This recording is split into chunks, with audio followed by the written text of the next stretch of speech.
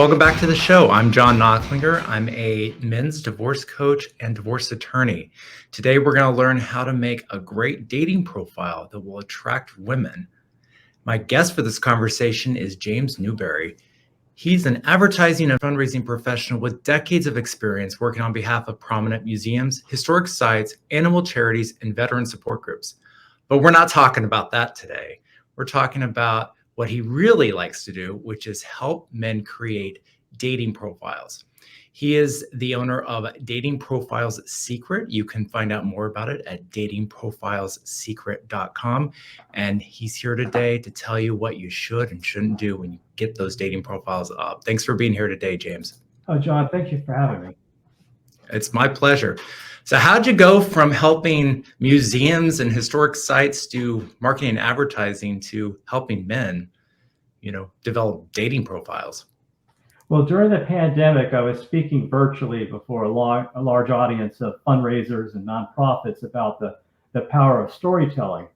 And I told about an experiment this journalist for the New Yorker made, where he bought a bunch of items on eBay, and he had authors write a little story, somewhat like that J. Peterman catalog from Seinfeld. Do you remember?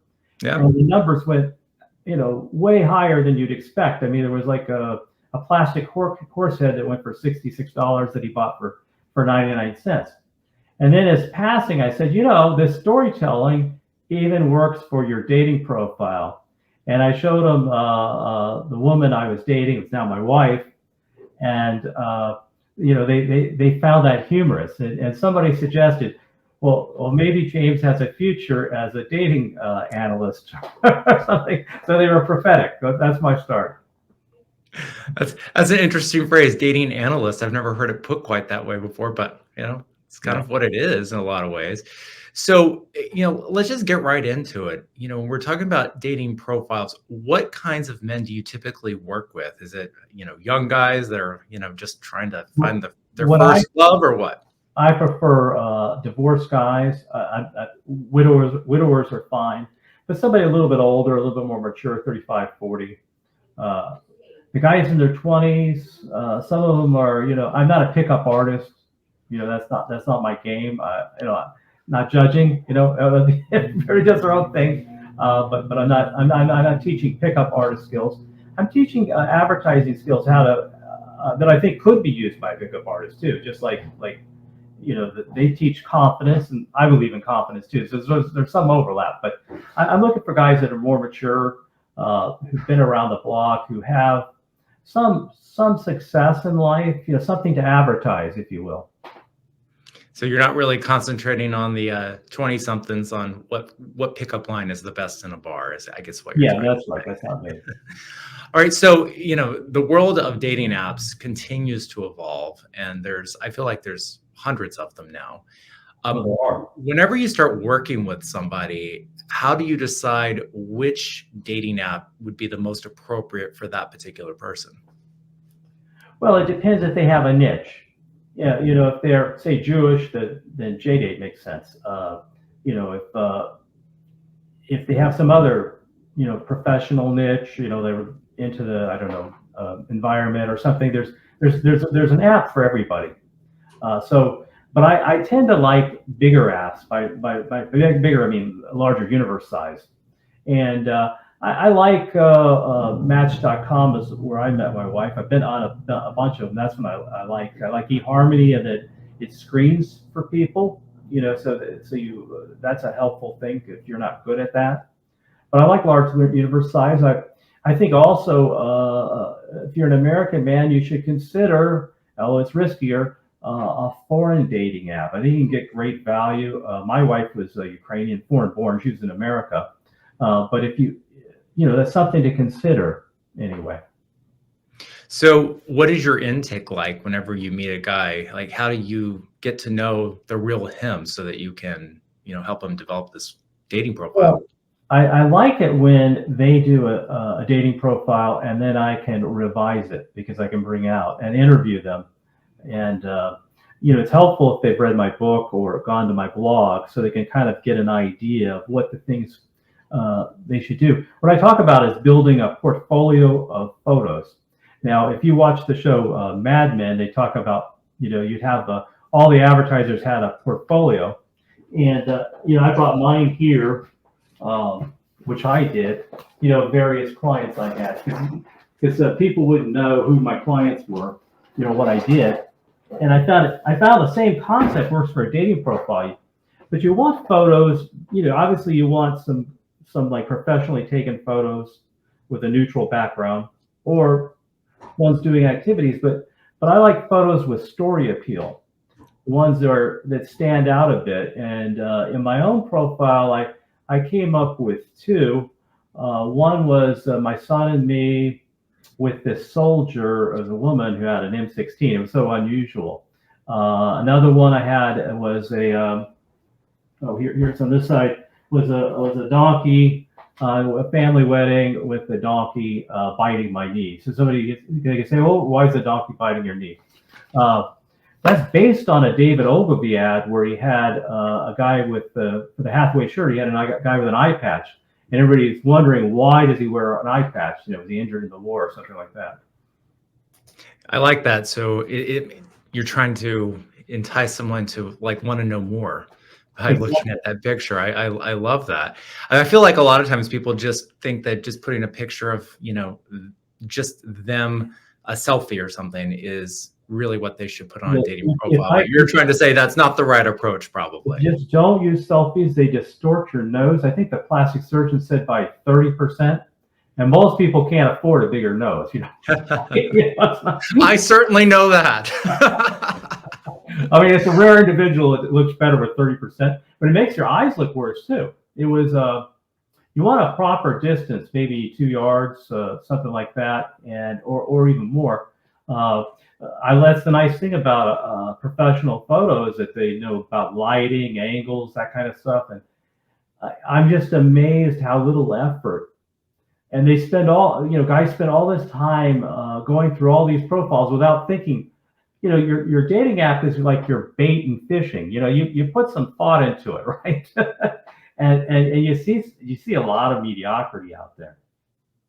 Yeah, and I mean, people complain all the time about how there's nothing out there and how they put stuff up on these dating profiles and they can't find anything. Well, might have a little bit to do with the fact that you're not presenting yourself in the right way. So that's why someone like yourself is great to work with. But let's talk about the photos a little bit more. So, a lot of guys out there, probably have trouble thinking of the concept of spending, a couple $100 on professional pictures of themselves. And I know those pictures, like one of the pictures you just showed, and for the listener, you need to go watch the video so you can see that picture that he just showed us. But it was a professional photographer that was at an event. But if you're not at an event and you don't have professional photos, is there another way that you recommend someone get good photos for dating profiles, absent going and paying someone to take pictures of you? Well, I imagine some of the people listening are probably separated on the way to being divorced. So you have time to build your portfolio. I showed you my portfolio. That took a long time, decades, to assemble some of these, from presidential libraries to animal charities and things of that sort. The same thing with your dating profile. You're not going to get all the best photos, but you're going to, you go to a family wedding. That's going to be a great spot. It's going to show that you're pro. It's something called authoritative mating. People associate you with your family and friends and that kind of thing too. So that's an event. Here, I live in Washington, D.C. You could go to an embassy party and get a great photo, and it looks like you're more cultured. I had a couple. I've went to the Chinese embassy. I mean, I've been to, it's not like I go to an embassy party every year, but maybe, but I've gone to, 4 or 5 in the last decade. So it's something you could do. You could go to a fundraiser or something of this sort. You can make an effort. It's an investment to try to get the best photos. But absent that, just have somebody else take the photo of you. Just make an effort, and women do that. They take more photos than guys do, and they understand angles, and they just are much better at that than we are. And what I'm saying is, if you want to stand out, put some thought into that. Try to get some good photos from maybe like your hobbies, like you like rock climbing or I had one driving a race car, and if you like motorcycles, I am not a motorcycle. I think that's a crazy thing to do. So I'm not encouraging that. But a lot of dating thing guys, coaches, gurus, they say you should do that. Some women are attracted to that, but there's a market for everything. But I do like the idea. One of my blogs of a very successful profile was a lovable rogue. So you don't want to be, you want to be like a solid, nice. There's nothing wrong with being a nice guy, but you want a little bit of an edge there, like some excitement too. You don't want to be too boring. It's a very tricky, don't be too much this way, too much that way kind of thing. But you want your story to always tell a story, right? So you don't want just a picture of you up against a wall, Right. right? I like that particularly. Well, one of the biggest things I'm into is smiling. I mean, that's a no-brainer. Yet most men don't smile. I guess they don't consider it masculine, but the women, they prefer it. You got to remember, online dating in particular, is dangerous for women. I mean, they've all, a significant percentage have had, their drinks, roofies in their drinks, or, more than you would think. I looked at the statistics, and I don't have them in front of me. I said, wow, I'm surprised it's that high. And so they've encountered really hostile guys. There's this epidemic of guys sending dick pics. It's just crazy to me because it's such a self-defeating strategy. I don't know I can't figure that one out. But so I like smiling, but it's not just you're smiling your face, an attitude of smiling, an optimistic attitude. So don't let the negativity, and I'm talking to the divorce guys in particular, don't let that negativity seep into your profile or your communications. So a happy, optimistic approach is the way to go. Your comment a second ago about dick pics, I think really drives home the point that you need to find the right dating app for what you're looking for, because there are apps for that sort of thing. And then there's apps for people that want to, find someone to have a life with and to, have a relationship with. And those are different apps. So know your audience, I guess is a good way of saying it. I think though, there's an article I read on Medium where this woman interviewed 19 women who'd received dick pics. And only one of the 19 really liked him. A few put up with him because the guy liked him. They had like a situationship.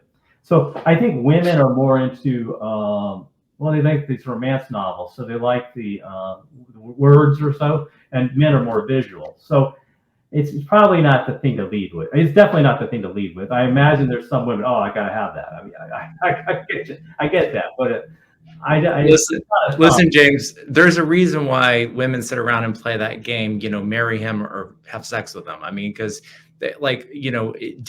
it's somewhat different what people are looking for from time to time. But I'm kind of interested when we're working with married men. I know the one thing that all the guys that I work with are always concerned about is being damaged goods. That they're going to be seen as somebody who can't be married or, was a failure.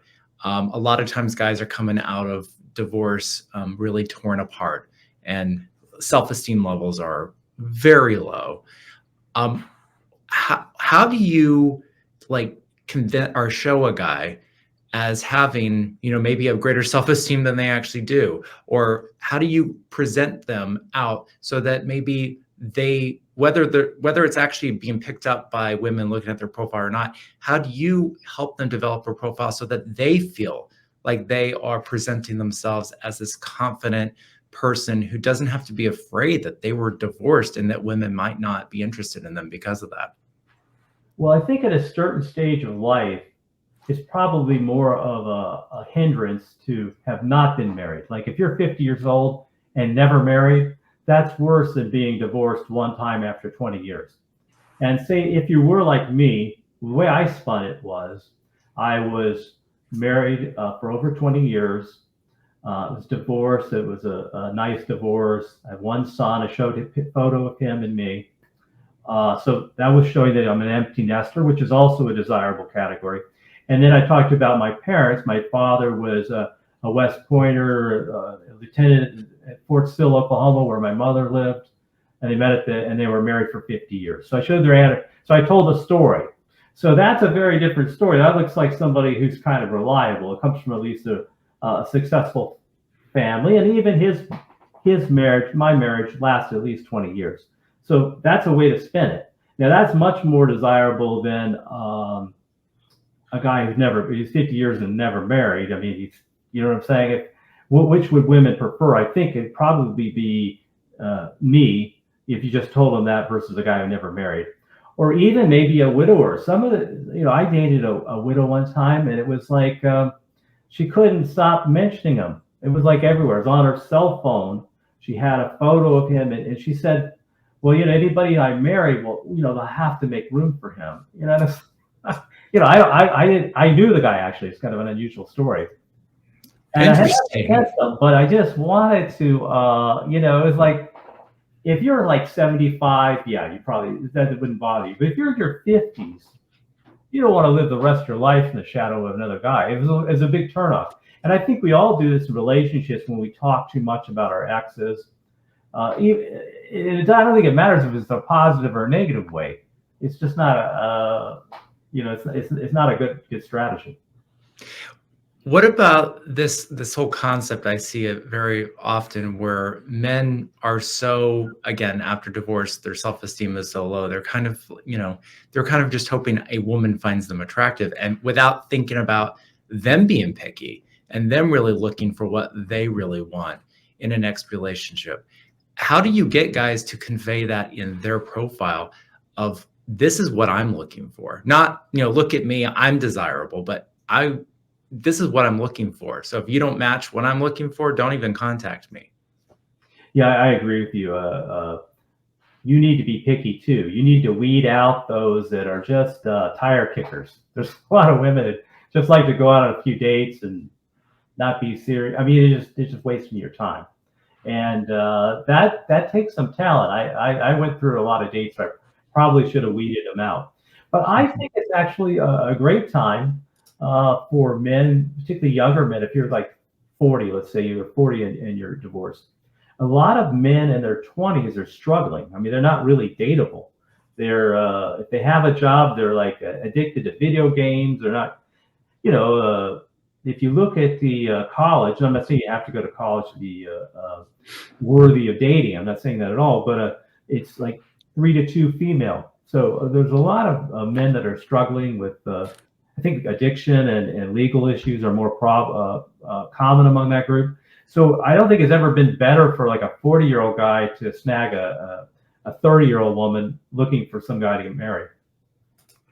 I couldn't agree more. I just moved to Princeton, New Jersey recently, and I'm 4 blocks away from the university, and next door to me are some university guys that live there, and I can't imagine any woman would want to be with any of them. I mean, just looking at the way that they live, it's really disgusting. It disgusts me just sort of looking at it. But but I think you're right. You sort of, but I think you got to figure out what is it you want. Like you were talking about, a mature man in their 50s, an empty nester that's desirable to some people. But there's a lot of men who, in a second marriage still are interested in maybe having children again. And, maybe they're not done with that part of their life, or maybe they were married to someone who didn't want children, and now maybe that was the reason they're no longer married. That's a big part of a profile is what you call an offer. And I think the first guy I helped many years ago, I just played basketball with him, and he kind of knew what I did. So he asked me his advice, and he was an Army officer. His first marriage had failed. He had no kids, and he didn't really care about it. But he was getting in his 40s. He's worried he was never going to be a father. And I said, well, you need to emphasize that in your profile. Officer and a gentleman seeks marriage and a family. And that was his results. When he put that offer in, and the mistake a lot of guys do, they say, I'm interested in a long-term relationship. Well, the pickup artist probably put that too. You know what I'm saying? So you want to sell it. You don't want to just mention it like one time. You really need to convince them, because a lot of women have had their time wasted by, just as I was talking about the tire kickers, women wasting your time. There's a lot of men that are only interested in sex and ghost them afterwards. And you can imagine why they're resentful. Who wouldn't be resentful of that kind of behavior? Not even not even having any closure. It's just it's poor behavior. Well, how do you make your, you just had a headline about an officer and a gentleman. How do you make your profile, look good without it looking like it was written by someone who has an advertising and marketing background? Oh, I see what you mean. Well, that worked for him. He put that headline in, and it worked. The one lovable rogue, that worked too. So, Oh, I like that. I like that. about it. I just began with a story. So that's another way. You don't have to. It depends on the app. Like some dating apps are more like billboards. They're shorter, like Bumble is shorter. Match gives you a lot of copy to work with, and more photos. One thing I really like in a dating app, if you have photos, the photos are more important than the print. But what you want to do is, if they allow you to put a description of the photo, that's very useful. It's the most widely read part of an ad are the photos and what's underneath it. And what I like about that is you don't have to. There's a myth that every photo has to be in the last year. Well, if you were in the Marine Corps 10 years ago, that's part of your story. You can include it. Just say that's 10 years ago. You know what I'm saying? Or you were a firefighter, or whatever you want to say is your parents' 50th wedding anniversary 7 years ago. You know what I'm saying? It doesn't, so that's why I like the description. And I do think most of your photos should be recent and what you look like. But you can have a few that are a little bit older if you have a reason. It's part of your story. I agree with you. As long as you're honest about it. I mean, I think that's the number one complaint of women, as I hear it in my personal life, talking to all of my female friends.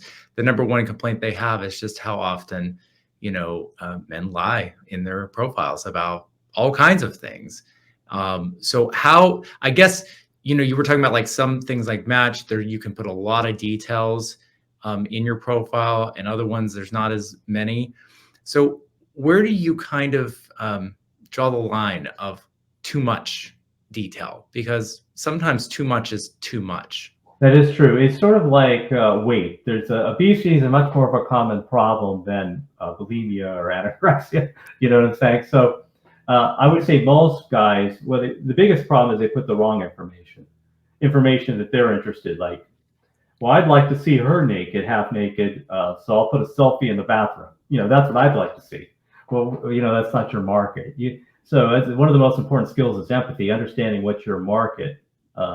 I was talking about the David Ogilvy ad with the eye patch. He had done a study, had worked for Gallup polls. He had done market research, and he knew that worked. So, I think that's one of the most important things to do. About copy length, most of my testing and advertising is longer copy, usually outperforms shorter copy. Is there excess? Probably over a dozen photos. I would do 5 to 12 photos, depending on what you did. I had like 10 or so, but I did kind of this is your life kind of thing. If I was a guy in the 20s on Tinder, I'd probably go with 5 photos, something like that.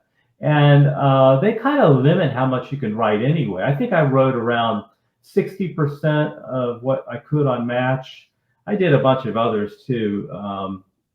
But if it's they've done studies. Women spend twice as much time reviewing a dating profile they like than men do.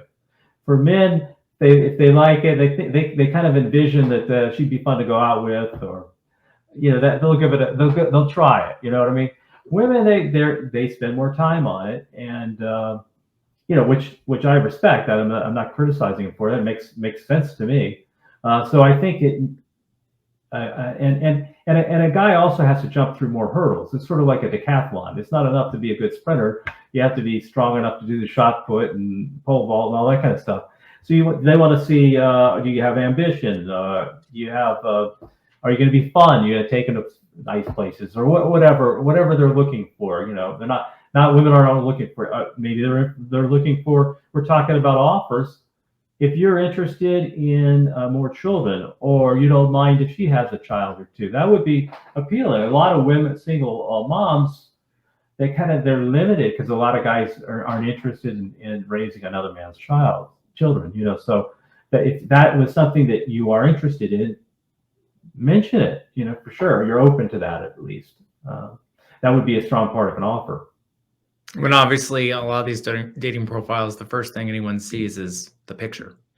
And you were talking about like, in advertising, when, we all do A/B testing, and, even on like when you do things on Facebook ads, you can revolve like a picture. Do you talk to your clients about maybe putting one picture up for a week or two and then maybe rotating it to another picture just to kind of see how that changes things? Yeah, yeah, I have. One of the things I forgot to mention, but it's a very important thing to do, is it's an easy thing that anybody can do is to dress up. There's been lots of surveys that women prefer men that dress up.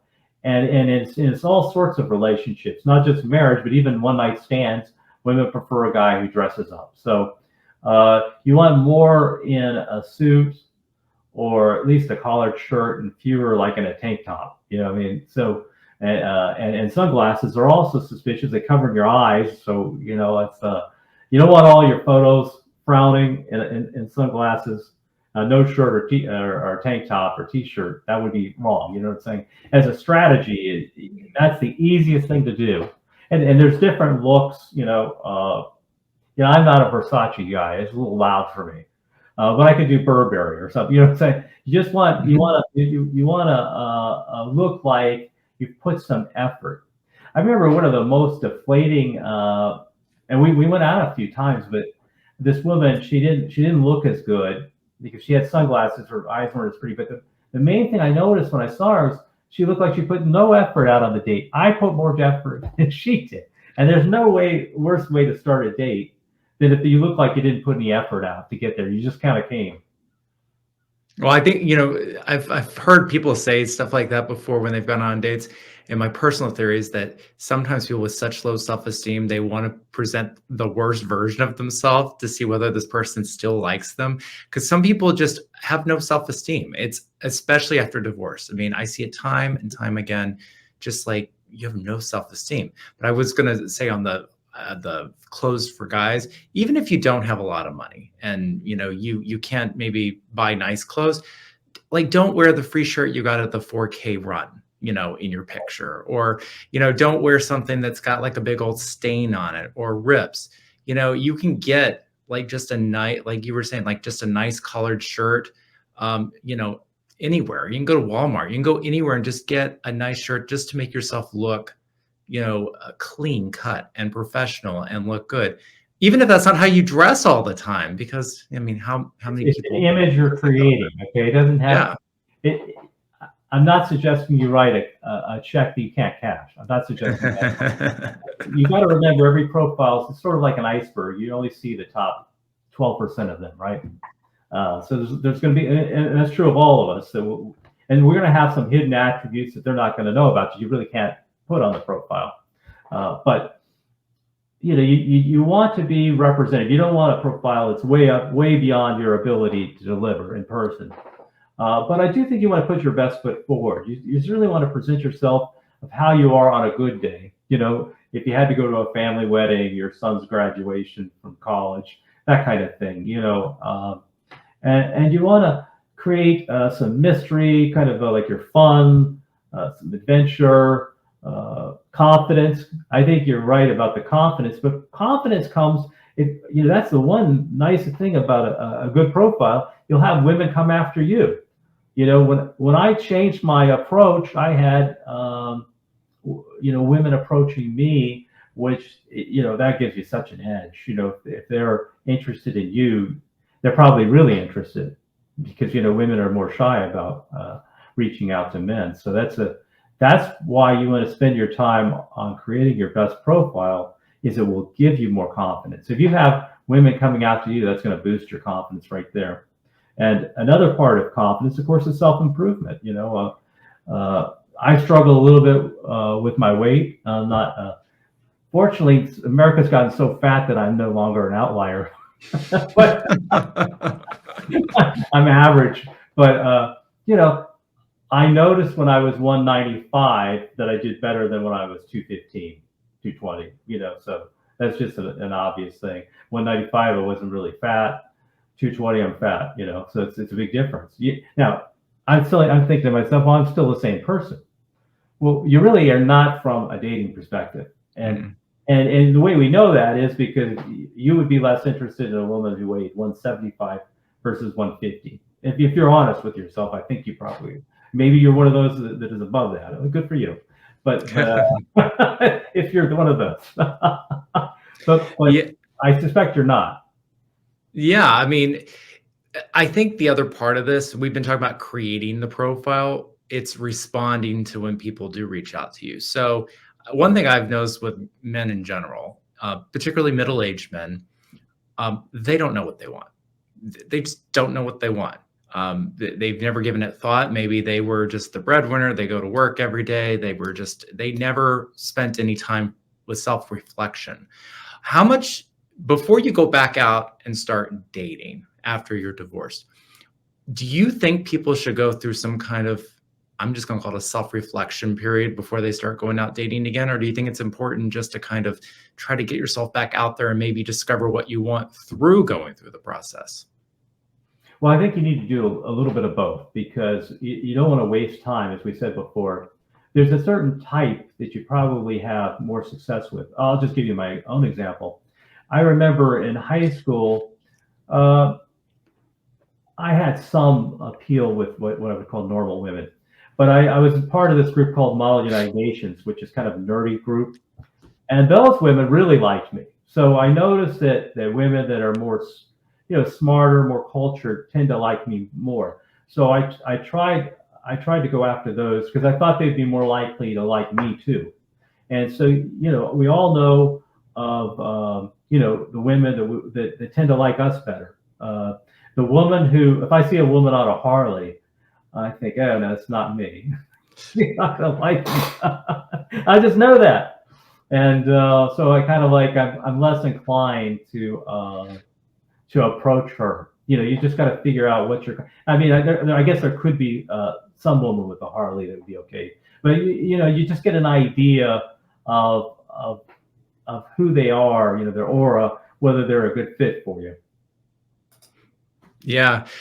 Well, I mean, that's part of the fun of these dating apps is, you're seeing what somebody's put forward, which is usually, like you just point out, their best foot, and trying to figure out, is that somebody that you're just interested in, talking to, and seeing whether or not that's someone that you would like.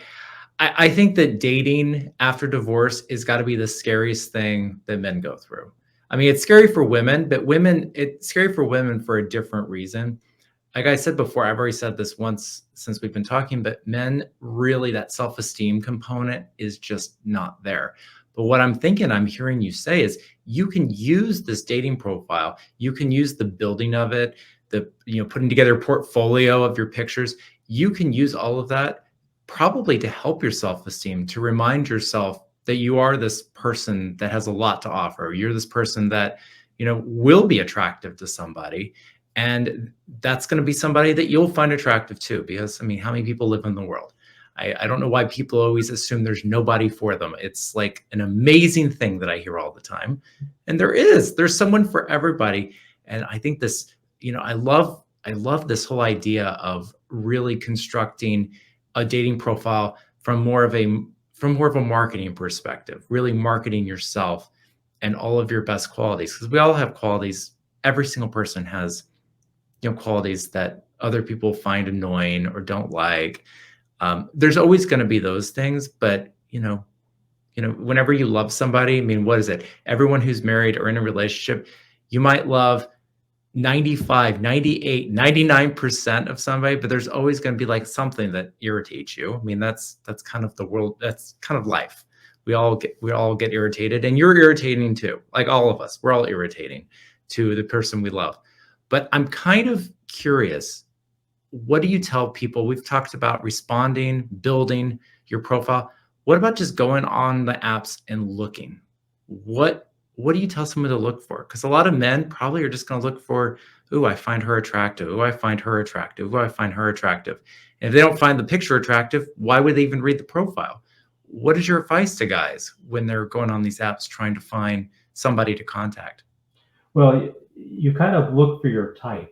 Like I was telling, like I like women that show travel photos, maybe with college degrees. I would date a lot of women that went to much fancier schools than I did. But I know that they're ambitious and self-motivated. They're not just looking for me to do everything for them. They're going to be a partner. That's what I saw. But I just know that I do better with that a certain kind of woman. And you should try to figure out. And you have your life to look at. When I was young, it was just more like if she was attractive. I was foolish in that regard. But as you get older, you think, well, not that all that's glitter is gold, as they say. You gotta screen for what you're looking for. It might be a person that has same values, faith, interests. Of course, women usually have typically a little bit, at least some overlap in your interests. Is somebody that would like to go to a Broadway play, which is probably a lot of women that would like that. But I think after being on a dating app for a while, you get a feel for, and you go out some date. I don't think it's a bad idea to just go out, particularly when you're starting and getting an idea of where you fit, who are the women that but I think you probably have an idea already too, so you can kind of confirm your information. What do you think about, well, the number one reason people get divorced is because of money. Right. It's money. People think it's because of affairs and lack of sex or whatever. It's really money. Money at the core is what destroys marriages, and people either spending too not much, not making enough, being lazy, whatever the case is. So I would suspect that a lot of middle-aged women aren't necessarily looking for like a rich person, but they're definitely probably interested in as much as looks as somebody that's stable and somebody that at least can support themselves and is financially stable. How do you convey that in an ad? Particularly, let's go more towards like a middle class guy, maybe like someone who works for a utility company or something, where you're making maybe like 40, 50, $60,000 a year, and you're thinking to yourself, well, no one's going to want to marry me. I don't make any money. But that's not really what women are looking for. They're looking for just stability. How do you convey that in a dating profile? Well, the first, usually you put a paragraph, which you work at, reliable, long-term employee. A lot of women like a guy who's a handyman. Something. Yeah. That is not me, by the way. Not me either. I was like the worst of my shop class. So, but that's funny. My wife had that in there, But and so when she tries to get me to do things, that's all I have an out. But I think you can spin that too. I mean, you are gainfully employed. You're still employed. You still have a roof over your head. You're not an addict. Maybe you're a member of various. One other thing that's nice is to have some kind of community. Like you do something like you're on the board of a lake committee, or you're on the election day, you're one of the poll people. You're an election officer. Things like that show that you have you work. You love birds, and you have like I don't know you worked on the 10K run for cancer or something. You're involved in that. So showing some of the community spirit is one way. But I think you can spend. I mean, you're still employed. I mean, there's a lot to be said for what the guy who is gainfully employed, goes to work in a job that's building America. I mean, there's a lot to be said for that. You just have to spin it. I couldn't agree more. I mean, one of the things when I do divorce coaching, one of the things that we're always talking about is really reconstructing your life that was missing during your marriage. And part of that is trying to find groups to belong to and make friends. I mean, that's one thing. Divorced men, the biggest two issues that they have, in addition to self-esteem, is they don't have a lot of good friends, usually. And number two, they don't really do anything other than work. And, and it's really hard.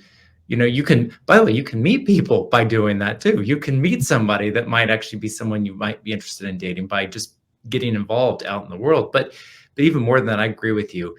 People want to see somebody who's not just a work and sit on the couch, work and sit on the couch, work and sit on the couch kind of person, because it shows you have interests, you want to be out and about.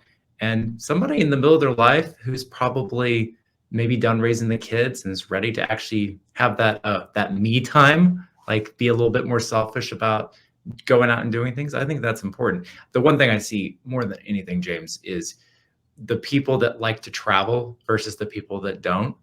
And I cannot tell you how many personal friends and people that have been married that has actually been something that has been identified to me as a reason they didn't want to be in the relationship anymore as they got older, is that somebody didn't like to travel and somebody else really wanted to travel.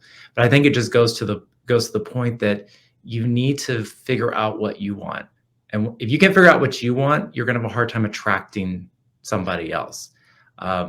I mean, I think that's just it. You got to figure out what you want. And someone like James can absolutely help you figure that out, put it together in a profile, help you understand what works, what doesn't work, help you filter out those pictures that you shouldn't be putting up online. And guys, for the love of God, don't send dick pics. Just don't do it.